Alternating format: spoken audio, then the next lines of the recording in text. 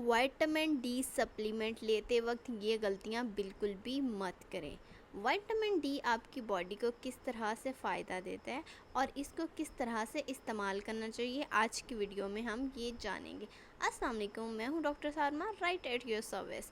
Vitamin D calcium और phosphate की जिस्म के अंदर रेगुलेशन में मदद करता है। विटामिन डी की कमी हड्डियों में दर्द, जोड़ों में, पट्टों में दर्द का बाइस बनती है। इसके अलावा रिकेट्स, ऑस्टियोमलाइशिया, ऑस्टियोप्रोसिस जैसी बीमारियां भी हो सकती हैं। आइए अब जानते हैं विटामिन डी का इस्तेमाल किस तरह से करना चाहिए। विटामिन डी, ए, ई, के, इन तमाम को हम फैट सोलुबल विटामिन कहते हैं, यानी कि जिस्म के अंदर इनकी एब्जॉर्प्शन के लिए फ़ैट्स का होना बहुत ही ज़्यादा ज़रूरी है।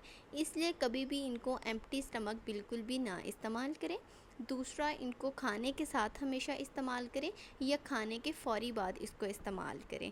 विटामिन डी मेलेटोनिन के साथ इंटरफेयर करता है, जो कि आपकी स्लीप के लिए बहुत ही ज़्यादा ज़रूरी है, गहरी नींद के लिए बहुत अच्छा है।